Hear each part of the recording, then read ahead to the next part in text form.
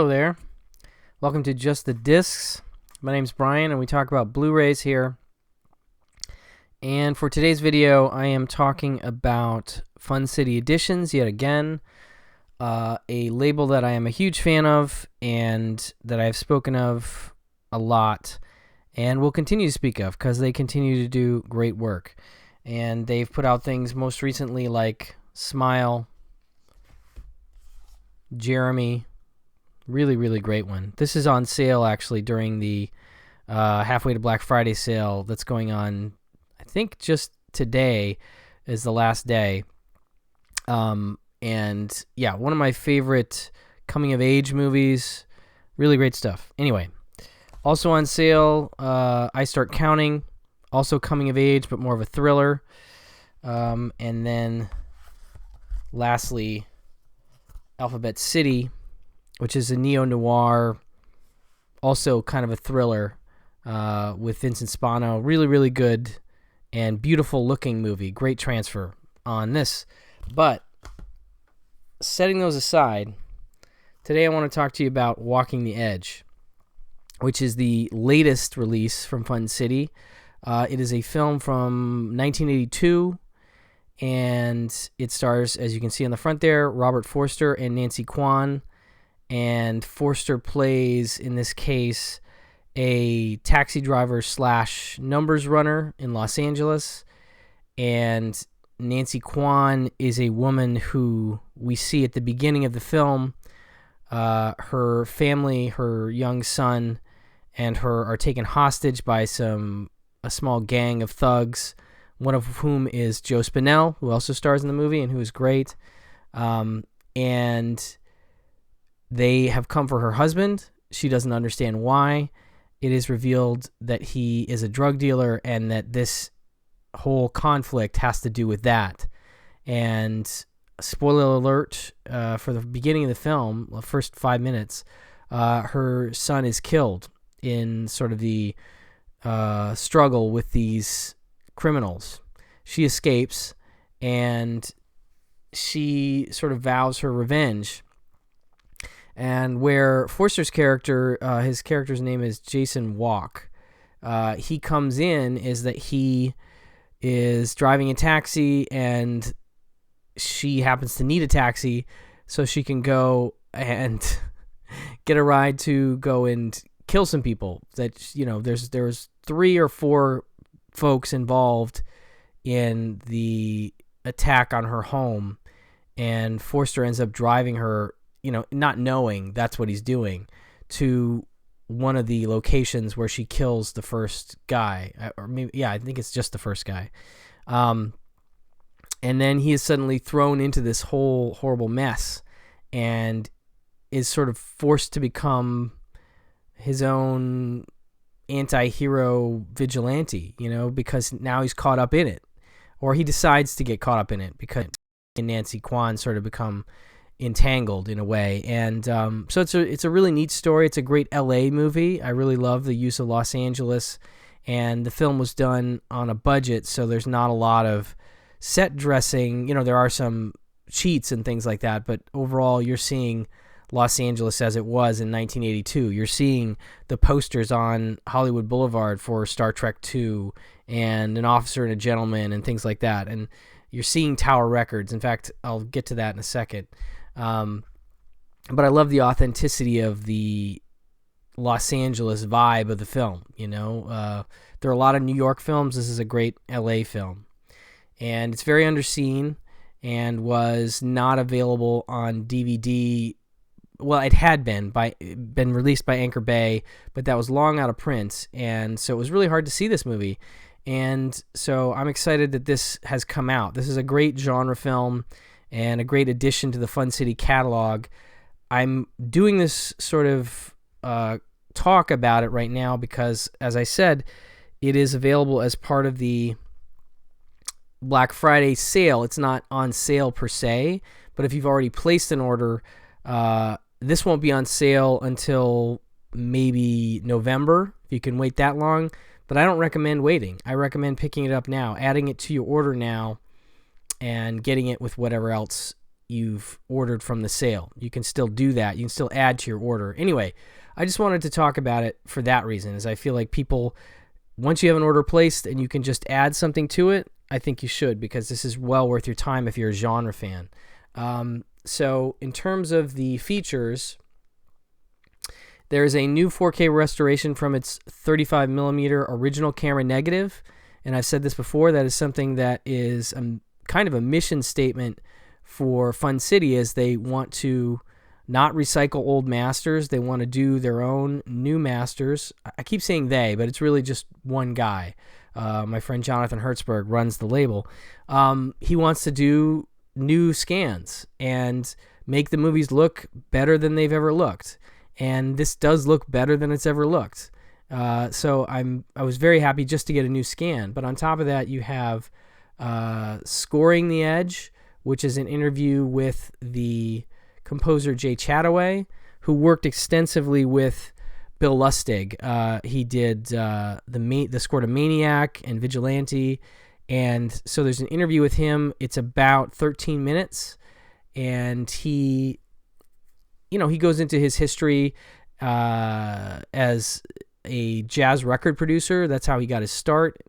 And then he met Bill Lustig, and he talks about working on Maniac and how Lustig didn't speak music, and so he just played him a bunch of scores. And in this case, for Maniac, he played him a bunch of, I think he said, more subdued Ennio Morricone scores, and that was sort of how they started to communicate with each other.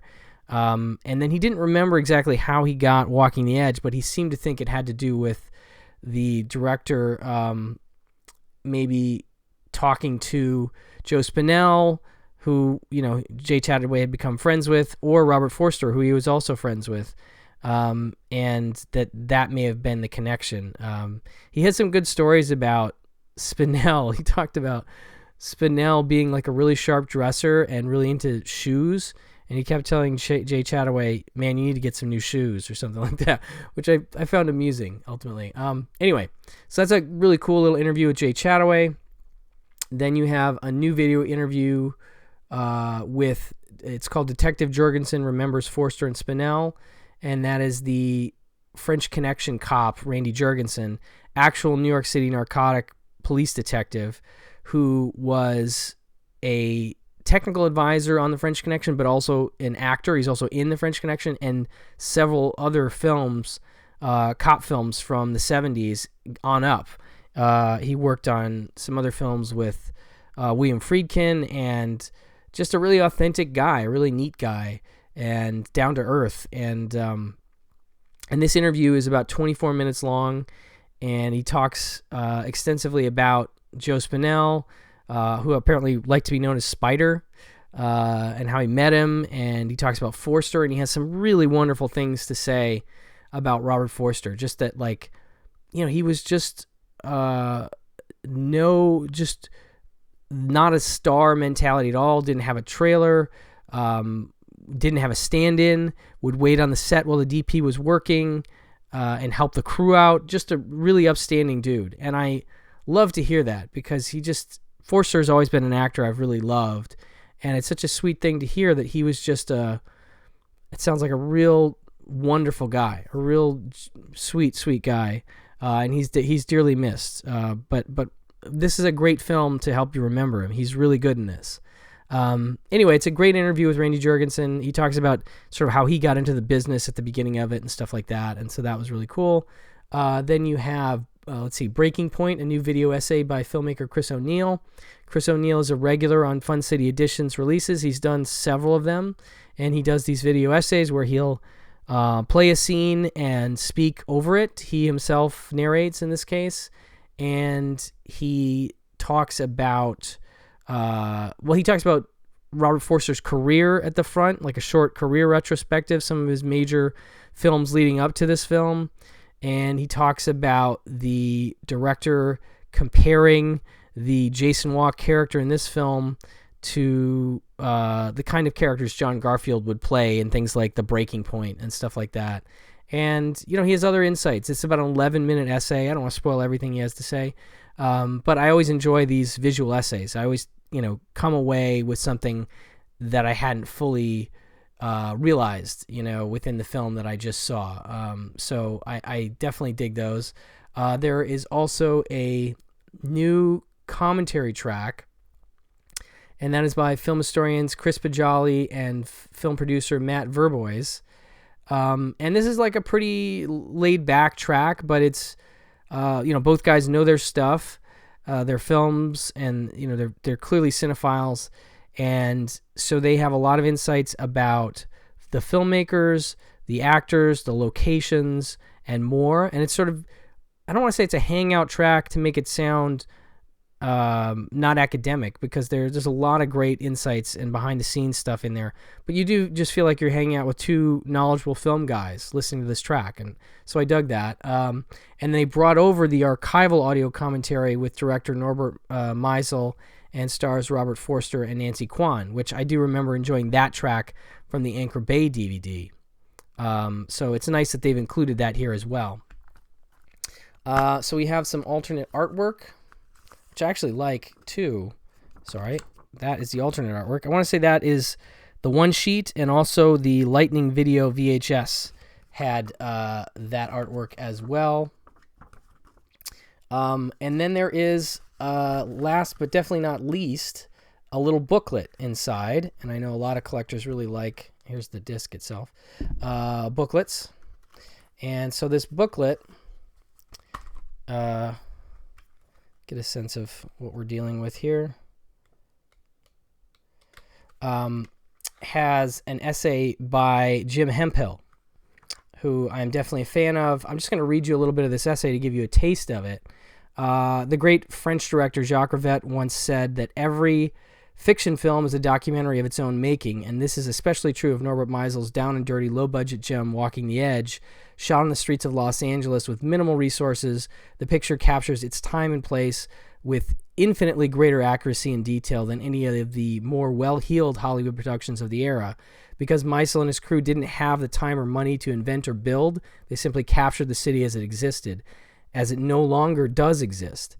Among its many virtues, Walking the Edge is an invaluable time capsule of 1980s Hollywood and its vanished institutions: Tower Records, the Vine Theater, prostitutes plying their trade on Sunset Boulevard, the Hollywood Cabaret Strip joint, the Gordon before it became the Showcase, before it deteriorated into uselessness, all viewed more often than not through the windshield of cabbie and numbers runner Jason Walk's car as he prowls the city on his mission to aid a widow in her quest for justice. So that's just the opening paragraph of this great essay by Jim Hemphill. And so another nice addition to what I think is a really great Blu-ray overall. So that will basically do it for Walking the Edge. Just wanted to bring it to everybody's attention and say this is a really solid release, and if you are thinking about getting it, if you're on the edge, if you will, go ahead and take a chance, because I think this is a worthwhile pickup and a movie that I was a fan of previous to this edition, and I am even more so now, having gotten some insights and learned some things about it through all the new features that are included here. So check this one out, and also check out Fun City Editions over at the Partner Labels tab of vinegarsyndrome.com. They have, as I said, 4 other releases. They also have Rancho Deluxe on the way, and that's one of my favorite Jeff Bridges movies, and there's even more. So just check them out and know that this is a label to watch, and they are doing quality work. So anyway, thank you so much. Bye-bye.